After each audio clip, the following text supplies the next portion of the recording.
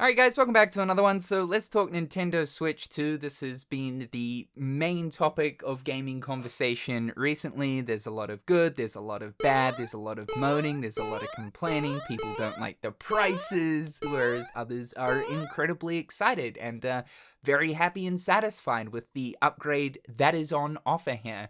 As it usually goes, whenever a new system or upgrade of a system is announced within the gaming community, gamers on the internet, as we know, are very vocal. They will let everyone and anyone know what their current thoughts and opinions are towards said certain thing. And as most things go on the internet, the negativity generally rides the highest and tends to be the loudest. We just recently got out of the whole PlayStation 5 Pro war that was going on with the actual upgrade in itself and the price point, and it seems to be the exact same thing here with Nintendo Switch 2. Nintendo put a pause on the pre-orders for the system, and a lot of people are fearing right now that the $450 price point may actually be higher due to tariffs. However, let's look at the current price of the Switch right now, coming in at $450 US. For me in my country, we're looking at about 800 New Zealand dollars. That's pretty crazy to think about, considering that Nintendo systems have always been quite a bit cheaper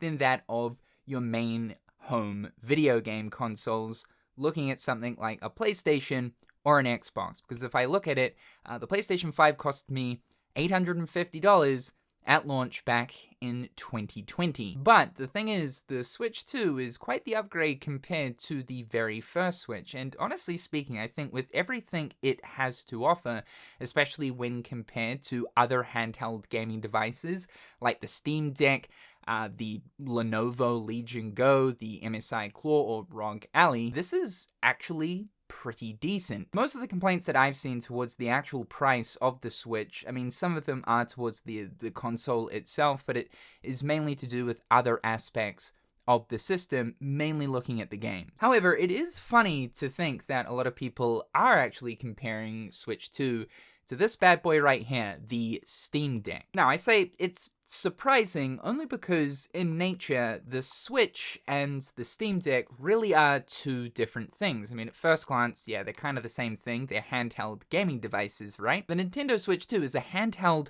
home console hybrid system, whereas this is a handheld PC. Switch 2 does have a host of better things here. We're looking at a better screen with better resolution and better frame rates. One massive advantage that Switch 2 has over a lot of these handheld gaming PCs is NVIDIA's DLSS, which is going to be a huge part of future-proofing games for Switch 2 going forward. It more than likely means that we will start to see a lot of the games that are releasing on PS5 and Series X release on Switch 2 as well. Now, the media has recently got hands-on time with the Switch 2, testing out some of the games, looking at Cyberpunk 2077, which I think is a really great test to determine the sort of power that we're working with here.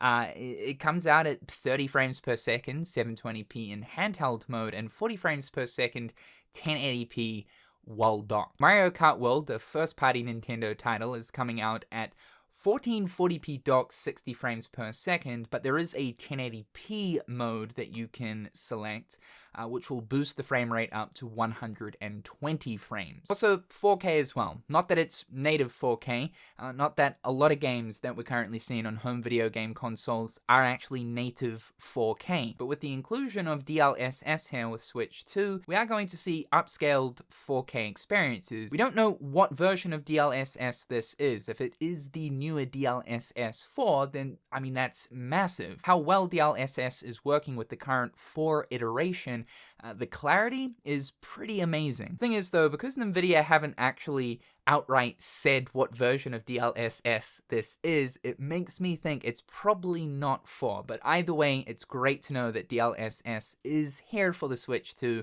which is a major advantage over a lot of these other handheld gaming systems, namely the Steam Deck. But here's the thing. Again, like I said, it's surprising that we're making the comparisons there, because I feel like for an enthusiast gamer, you would probably be better off going for something like this. To the average consumer, the Steam Deck is not as appealing as Nintendo, something that has been well established for decades now. Handheld gaming PCs don't really have mass market appeal, whereas Nintendo devices quite clearly do, with the Nintendo Switch close on becoming the best-selling console of all time. While these handheld gaming PCs absolutely have many advantages over something like the Switch, most consumers don't really care about those particular advantages. It's kind of the same comparisons made between gaming PCs and consoles like PlayStation 5 or Series X. Obviously, a gaming PC is times more powerful and is capable of doing so much more, but the general consumer doesn't really care about that kind of thing. They want a straightforward experience of just chucking their game in and playing. Sure, it's really cool that you can use your Steam Deck like you would a PC. You can also emulate, which increases the Steam Deck or handheld PC library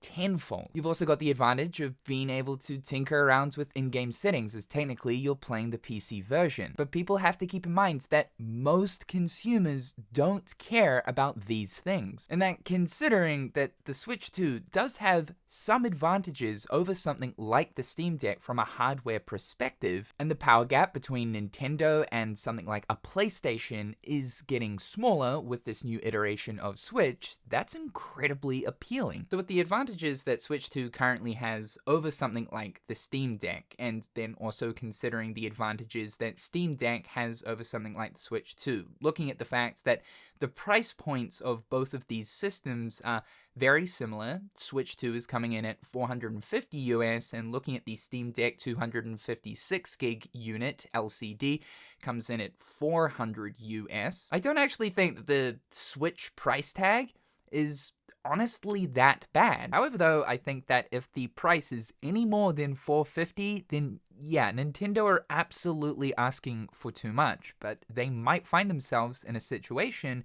where they have no other choice, and that is absolutely going to cause some problems. So it will be interesting to see how these tariffs affect the final price of the Switch 2, as right now that $450 figure is kind of up in the air. But personally, I think $450 is quite justified for what the Switch 2 offers. What's most important here though is obviously video games, and it's exciting to think about what Nintendo are going to be able to pull off with this newfound power of the Switch 2. Just thinking about what the Switch 1 was capable of and how Nintendo pulled off games like Breath of the Wild, Tears of the Kingdom, or Super Mario Odyssey. It's still incredibly impressive. Looking at something like Tears of the Kingdom running on the hardware of Switch 1 makes the idea of the future first-party Nintendo titles for Switch 2 incredibly exciting. And talking about third-party titles, third-party developers will be absolutely more inclined to optimize their games for Switch 2 than they would for something like Steam Deck or any other handheld PC. This is because Switch 2 is going to be a primary system for a lot of people and will undoubtedly be more popular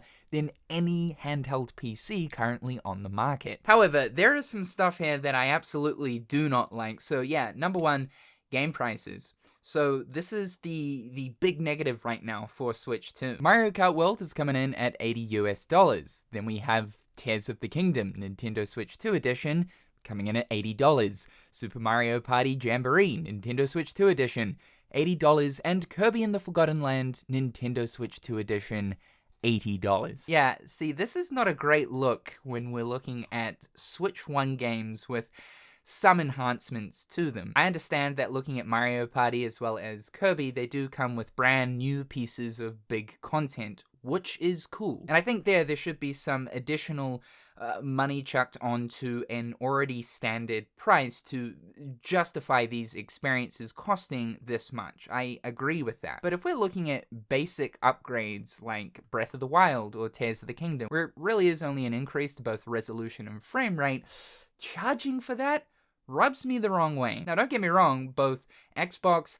and PlayStation are guilty of this as well. Generally though, when they are charging for these enhanced upgrades, like with what they're doing with Kirby and Super Mario Party, there is some additional content that comes along with them. Sony did offer and have offered a lot of PS5 upgrades that increase the resolution and frame rate absolutely free of charge, and that really is the way it should be, considering when you look at PC gaming, you don't really get charged for this kind of thing unless the developers are going in and making a remastered version with upgraded lighting or upgraded textures. Then yeah, that warrants some kind of money being brought back to the developers. But simply just changing some settings around, I don't think anyone deserves money for that. I understand there's like this new thing they're doing with a companion app or something. I feel like most people aren't going to care about that unless you're a die-hard Zelda fan. That really should just be a free thing anyway, though. To charge people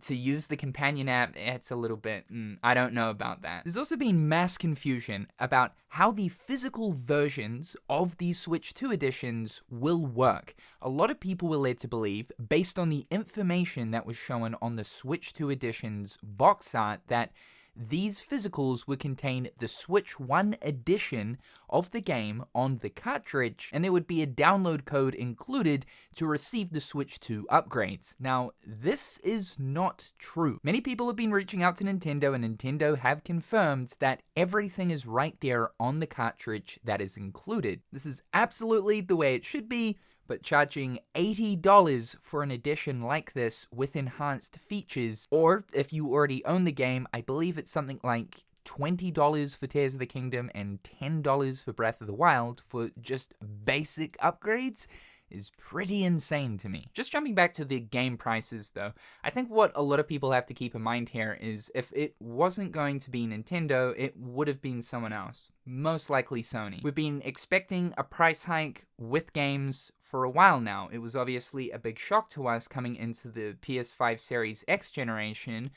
where we found out that games are going to start getting more expensive, being raised up to the $70 point. And with all of the rumors floating around about GTA 6, it has been suggested that Rockstar were potentially looking at anywhere from $80 to $100 for that game. Now, admittedly, I have to say that, I mean, there are some games, and especially considering the budgets of games nowadays, I mean, definitely looking at something like Grand Theft Auto 6, which is rumored to be the most expensive video game of all time, I can kind of understand why they might be charging more for these big budget titles. However, if I'm looking at something like Kirby and the Forgotten Land or Mario Kart World, I don't think there is anything there that actually warrants or justifies these games being $80. Whereas Grand Theft Auto 6 or maybe something like Elden Ring, I mean, as much as I really hate to pay that absurd amount of money, because in my country, that's insane. We're looking at something like $140, but still, I can kind of understand it. I just feel like there needs to be a justified reason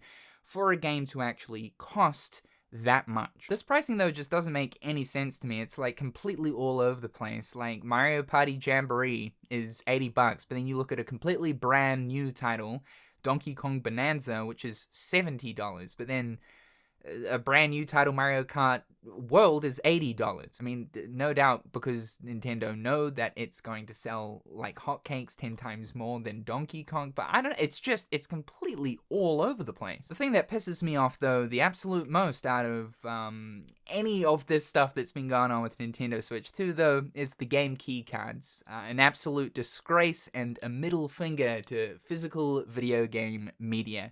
I feel like this has been something inevitable that we've been inching towards over the years, the death of physical video game media. I am convinced that by the PlayStation 7 generation, physical media will cease to exist. This is something we're expecting.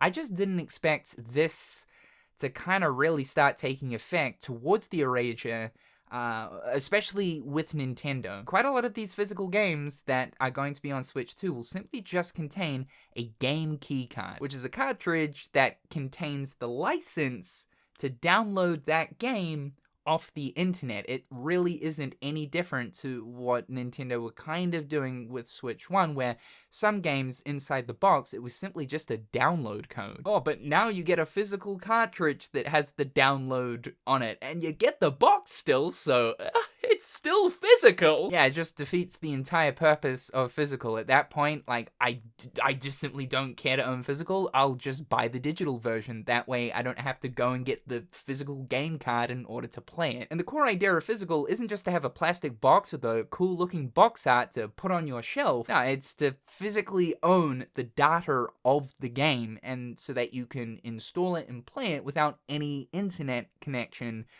required.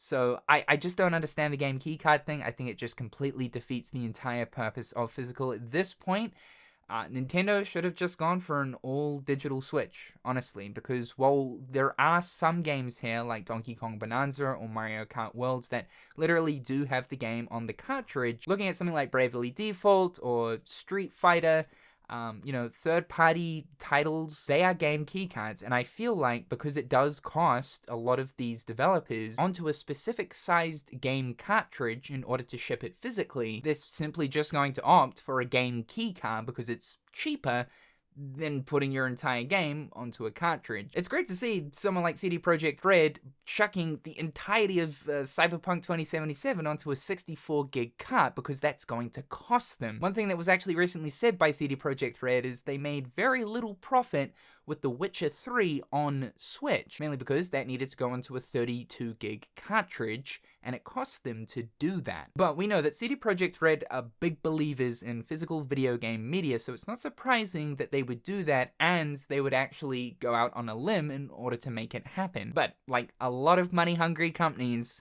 are just not gonna care to do this at all. I just didn't really expect Nintendo, of all companies, to sort of be the first one to make a really big step in this direction. Switch gamers are some of the biggest consumers of physical game media. The Nintendo Switch has one of the largest physical libraries, so it's just, again, very, very surprising to see that Nintendo are the ones to start doing this. Two other quick things that has annoyed me about Switch 2. Number one, the welcome to a game. It's basically meant to be Nintendo Switch 2's own version of Astro Bot. This was something free that Sony offered to all owners of a PlayStation 5. It's a really cool example and showcase of what the PS5 and the new DualSense controller was capable of. So it's basically the same thing in theory for the welcome tour, showing you all of the cool new features and gimmicks of the Switch 2. This thing costs. It doesn't cost much, it costs $6, but then in a funny way, it makes it even worse. If it's that cheap, why don't you just make it free? Because almost no one's going to play this unless they're a die-hard Nintendo fan. And paying for game chat. So it's pretty cool that, like, Nintendo have finally arrived at a point where you can now create voice parties. I mean, it's kind of laughable because at the same time, this is something that both PS3 and Xbox 360 could do years ago. Like, we're talking like close on 20 years ago. So it's taken Nintendo a long ass time to get there, but cool that they finally have. Problem is, you have to pay to use this feature. And it makes it even worse when you think that to access this brand new feature of Switch that Nintendo have made a big deal over, they made a physical button to access it. But that physical button technically cannot be utilized unless you pay to use it. What? A lot of the moaning and complaining to do with Switch 2 right now is just, all pointless stuff, but there is some stuff here that really truly does matter. Am I in a rush to get this system? Not really. You see, I only really ever care about the 3D Mario platformers. I'm a long-time fan of them, along with the newer Zelda games. The upgraded versions of both Tears of the Kingdom and Breath of the Wild are really enticing, admittedly. These are some of the best video games of quite literally all time. But right now, I could play enhanced versions at actual 4K and much higher frame rates on my PC. I need something that is truly going to convince me and grab me and pull me into this system. And right now it is Duskbloods, but that doesn't release until next year. Mario Kart World does look absolutely fantastic, but to shell out for an entire new system, it would have to be something along the lines of like Kingdom Hearts or, From Software. Duskbloods. I think this is looking like a really good console for its price point and everything that it offers, trying to ignore the crazy articles that are popping up about how Switch 2 is going to be the death of handheld systems. It's absolutely asinine. The system is going to be incredibly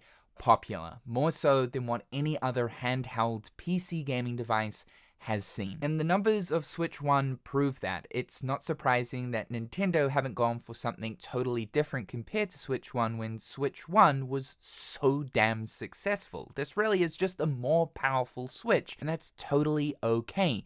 You don't have to fix what's not broke. I think this upgrade, this system right here, is exactly what people wanted for the successor of the Switch. Yes, there absolutely are some negatives here, and there are some clear signs of like, well, it kind of seems like Nintendo is a little bit greedy. But unfortunately, as video game budgets keep increasing to a point where it almost seems like AAA gaming at least is getting to a stage of being unsustainable, unfortunately, this is the harsh reality of the entire games industry and not just exclusively looking at Nintendo. So with the current games industry and what's going on with the political side of things in terms of the economy, it's just unfortunate that Nintendo have been the first ones to kind of start moving towards these incredibly high prices, being a prime target for crosshairs. But I really don't think that this kind of thing right here is going to be exclusive to just Nintendo. It's only a matter of time before we start seeing the same stuff happen with both Sony